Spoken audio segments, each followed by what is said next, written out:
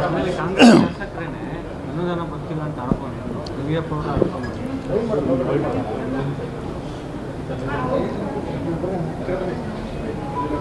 ಮಹಾರಾಷ್ಟ್ರ ಮತ್ತು ಜಾರ್ಖಂಡ್ ಮಹಾರಾಷ್ಟ್ರ ಹಾಗೂ ಜಾರ್ಖಂಡ್ ಎರಡು ರಾಜ್ಯಗಳ ಮತದಾನ ಮುಗಿದಿದೆ. ನಾಡಿದ್ದು 23ನೇ ತಾರೀಕು ಮತ ಎಣಿಕೆ. ಅದೇ ರೀತಿ ಕರ್ನಾಟಕ ರಾಜ್ಯದಲ್ಲಿ ನಡೆದಂಥ 3 ವಿಧಾನಸಭಾ ಕ್ಷೇತ್ರದ ಉಪಚುನಾವಣೆ ಫಲಿತಾಂಶವೂ ಕೂಡ ಇದೆ. ಈಗಾಗಲೇ ಎಕ್ಸಿಟ್ ಪೋಲ್ ನಾವೆಲ್ಲರೂ ಕೂಡ ನೋಡಿದ್ದೇವೆ. ಅದರಲ್ಲಿ ಸ್ಪಷ್ಟವಾಗಿ ಗೋಚರ ಆಗ್ತಾ ಇದೆ. ಮಹಾರಾಷ್ಟ್ರದಲ್ಲೂ ಕೂಡ BJP ನೇತೃತ್ವದ NDA ಕೂಟ, ಅದೇ ರೀತಿ ಜಾರ್ಖಂಡಲ್ಲೂ ಸಹ ಭಾರತೀಯ ಜನತಾ ಪಾರ್ಟಿ ಮತ್ತೊಮ್ಮೆ ಸ್ಪಷ್ಟ ಬಹುಮತದೊಂದಿಗೆ ಅಧಿಕಾರಕ್ಕೆ ಬರ್ತಕ್ಕಂಥದ್ದು ನಿಚ್ಚಳವಾಗಿ ನಮಗೆ ಕಾಣ್ತಾ ಇದೆ. ಬಹುಶಃ 23ನೇ ತಾರೀಕು ಇನ್ನೇನು ಬದಲಾವಣೆ ಆಗುತ್ತೆ ಅಂತ ನಮಗೂ ಅನಿಸಲ್ಲ. ಯಾಕಂದರೆ ಎಕ್ಸಿಟ್ ಪೋಲ್ ಒಂದು ಕಡೆ ನಮಗಿರ್ತಕ್ಕಂಥ ಮಾಹಿತಿನೂ ಕೂಡ ಇದ್ದೇನೆ. ಸ್ಪಷ್ಟ ಬಹುಮತದೊಂದಿಗೆ ಮಹಾರಾಷ್ಟ್ರದಲ್ಲೂ ಕೂಡ ನಾವು ಅಧಿಕಾರಕ್ಕೆ ಬರ್ತೇವೆ, ಜಾರ್ಖಂಡಲ್ಲೂ ಕೂಡ ಸ್ಪಷ್ಟ ಬಹುಮತದೊಂದಿಗೆ ಅಧಿಕಾರಕ್ಕೆ ಬರ್ತೇವೆ. ತುಂಬ ಸಂತೋಷ ತರ್ತಕ್ಕಂಥ ವಿಚಾರ. ಯಾಕೆಂದರೆ ಕಳೆದ ಲೋಕಸಭಾ ಚುನಾವಣೆ ಫಲಿತಾಂಶ ಬಂದ ನಂತರದಲ್ಲಿ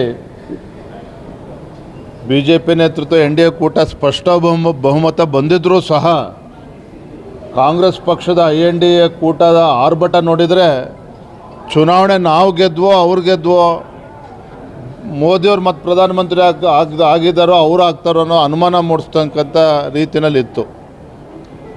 ಆ ರೀತಿ ಆರ್ಭಟ ಕಾಂಗ್ರೆಸ್ ಪಕ್ಷದಿತ್ತು. ಆದರೆ ಹರಿಯಾಣ ಚುನಾವಣೆ ಫಲಿತಾಂಶ ಬಂದ ನಂತರದಲ್ಲಿ ಕಾಂಗ್ರೆಸ್ ಆರ್ಭಟ ಕಡಿಮೆ ಆಗಿದೆ. ಮಹಾರಾಷ್ಟ್ರ ಜಾರ್ಖಂಡ್ ಬಂದ ಮೇಲಂತೂ ಸಂಪೂರ್ಣವಾಗಿ ನೆಲಕ್ಕೆತ್ತಾರೆ ಕಾಂಗ್ರೆಸ್ನವರು. ಇನ್ನು ಕರ್ನಾಟಕ 3 ಕ್ಷೇತ್ರದ ಉಪಚುನಾವಣೆ ನನಗೆ ಸಂಪೂರ್ಣವಾಗಿ ವಿಶ್ವಾಸ ಇದೆ. ನಮ್ಮ ಕಾರ್ಯಕರ್ತರು ಸಂಪೂರ್ಣವಾಗಿ ಶ್ರಮವನ್ನು ಹಾಕಿದ್ದಾರೆ. BJP ಮತ್ತು JDS ಪಕ್ಷ ಒಟ್ಟಾಗಿ ನಾವು ಹೋರಾಟವನ್ನು ನಡೆಸಿದ್ದೇವೆ 3 ಕ್ಷೇತ್ರಗಳಲ್ಲಿ. ಹಾಗಾಗಿ 3 ಕ್ಷೇತ್ರದಲ್ಲೂ ಕೂಡ ಚನ್ನಪಟ್ಟಣದಲ್ಲಿ JDS, ಶಿಗ್ಗಾವಿ ಹಾಗೂ ಸಂಡೂರಿನಲ್ಲಿ ಭಾರತೀಯ ಜನತಾ ಪಾರ್ಟಿ ಗೆಲ್ತದೆ.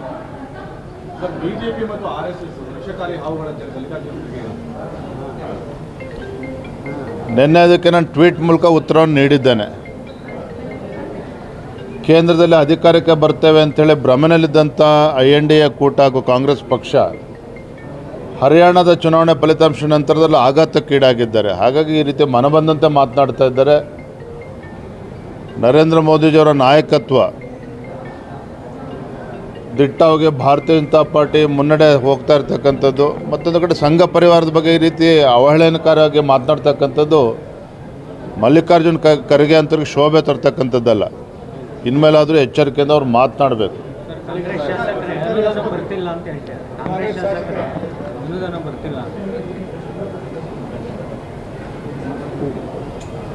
ಒಬ್ಬರು ಕಾಂಗ್ರೆಸ್ ಶಾಸಕರು 2 ತಿಂಗಳ ಹಿಂದನೇ ಹೇಳಿದ್ದಾರೆ, ಆತ್ಮಹತ್ಯೆ ಮಾಡ್ಕೋಬೇಕು ಅಂದ್ಕೊಂಡಿದ್ದೇನೆ ಅಂತೇಳಿ ಕಾಂಗ್ರೆಸ್ ಪಕ್ಷದ ಶಾಸಕರು ಹೇಳಿದ್ದಾರೆ, ರಾಜು ಕಾಗೆ ಅವರು. ಮತ್ತೊಬ್ಬರು ಕಾಂಗ್ರೆಸ್ ಶಾಸಕರು ಹೇಳಿದ್ದಾರೆ, ನಾನು ಈ ಆಡಳಿತ ಪಕ್ಷ ಕಾಂಗ್ರೆಸ್ಸಲ್ಲಿ ಶಾಸಕ ಆಗಿರ್ತಕ್ಕಂಥ ದುರ್ದೈವ ಶಾಸಕ ಆಗಿರೋದು ಅನ್ನುವ ಮಾತನ್ನು ಕೂಡ ಹೇಳಿದ್ದಾರೆ. ಬಹುಶಃ ಹಿಂದೆಂದೂ ಕೂಡ ಈ ರೀತಿ ಪರಿಸ್ಥಿತಿ ರಾಜ್ಯದಲ್ಲಿ ಯಾರೂ ಕೂಡ ಕಂಡಿರಲಿಲ್ಲ. ಎಲ್ಲೋ ಒಂದು ಕಡೆ ಸಿದ್ದರಾಮಯ್ಯನವರು 15 ಬಜೆಟ್ಗಳನ್ನು ಮಂಡನೆ ಮಾಡಿದ್ದೇನೆ ಅಂತೇಳಿ ತಮ್ಮ ಬೆನ್ನನ್ನು ತಾವು ತಟ್ಕೊಳ್ತಕ್ಕಂಥ ಸಿದ್ದರಾಮಯ್ಯನವರು ಎಲ್ಲೋ ಒಂದು ಕಡೆ ಗ್ಯಾರಂಟಿಗಳ ಅನುಷ್ಠಾನದಲ್ಲೂ ಕೂಡ ವಿಫಲರಾಗಿದ್ದಾರೆ. ಗ್ಯಾರಂಟಿಗಳನ್ನು ಅನುಷ್ಠಾನ ಮಾಡೋದಕ್ಕೆ ಹಣವನ್ನು ಕೂಡ ಕ್ರೋಢೀಕರಿಸೋದಕ್ಕೂ ಸಾಧ್ಯ ಆಗ್ತಾ ಇಲ್ಲ ರಾಜ್ಯ ಸರ್ಕಾರಕ್ಕೆ. ಹಾಗಾಗಿ ಆಡಳಿತ ಪಕ್ಷದ ಶಾಸಕರು ಹತಾಶರಾಗಿದ್ದಾರೆ. ಒಂದು ಕಡೆ ಶಾಸಕರಾಗಿ ತಮ್ಮ ಕ್ಷೇತ್ರದಲ್ಲಿ ಅಭಿವೃದ್ಧಿ ಕಾಣ್ತಾ ಇಲ್ಲ, ಮುಖ್ಯಮಂತ್ರಿಗಳು ಅನುದಾನನೂ ಕೂಡ ಕೊಡ್ತಾ ಇಲ್ಲ. ಹಾಗಾಗಿ ದಿನೇ ಕಾಂಗ್ರೆಸ್ನಲ್ಲಿ ಇವತ್ತು ಅಸಮಾಧಾನ, ಇವತ್ತು ಸ್ಫೋಟ ಆಗ್ತಾ ಇರ್ತಕ್ಕಂಥ ನಾವು ನೋಡ್ತಾ ಇದ್ದೀವಿ. ಮುಂದಿನ ದಿನಗಳು ಇನ್ನೂ ಕೂಡ ಹೆಚ್ಚಾಗ್ತದೆ. Thank you. ಆಕ್ರೋಶ ವ್ಯಕ್ತ ಆಗ್ತಿದೆ ಸರ್, BJP ಹೋರಾಟ ಮಾಡುತ್ತಾ ಅಂತೇಳಿ. ಖಂಡಿತ ಈಗಾಗಲೇ ನಾವೆಲ್ಲ ಪಕ್ಷದ ವರಿಷ್ಠರು, ಪಕ್ಷದ ಮುಖಂಡರೆಲ್ಲ ಚರ್ಚೆ ಮಾಡ್ತಾ ಇದ್ದೇವೆ. ನಮ್ಮ ಕರ್ತವ್ಯ ಇವತ್ತು ವಕ್ಫ್ ವಿಚಾರದಲ್ಲಿ ಯಾವ ರೀತಿ ಇವತ್ತು ರೈತರಿಗೆ ಇವತ್ತು ಬೀದಿ ತರ್ತಕ್ಕಂಥ ಕೆಲಸ ಇವತ್ತು ಸಿದ್ದರಾಮಯ್ಯ ನೇತೃತ್ವ ಕಾಂಗ್ರೆಸ್ ಸರ್ಕಾರ ಮಾಡ್ತಾ ಇದೆ. ಮತ್ತೊಂದು ಕಡೆ ಗ್ಯಾರಂಟಿಗಳಿಗೆ ಹಣ ಇಲ್ಲದೇ ಇವತ್ತು ಬಡವರಿಗೆ ಬರೆ ಎಳಿತಕ್ಕಂಥ ಕೆಲಸ ಇವತ್ತು ಕಾಂಗ್ರೆಸ್ ಸರ್ಕಾರ ಏನು ಮಾಡ್ತಾ ಇದೆ. ನಿಶ್ಚಿತವಾಗಿ ಭಾರತೀಯ ಜನತಾ ಪಾರ್ಟಿ ಯಾವತ್ತೂ ಕೂಡ ನಾವು ರೈತರ ಪರವಾಗೂ ಕೂಡ ಇದ್ದೇವೆ, ಬಡವರ ಪರವಾಗೂ ಕೂಡ ಇದ್ದೇವೆ. ಹಾಗಾಗಿ ಈ ರೀತಿ ಹುಚ್ಚುತನ ಮಾಡೋದಕ್ಕೆ ನಾವು ಅವಕಾಶವನ್ನು ಕೊಡೋದಿಲ್ಲ.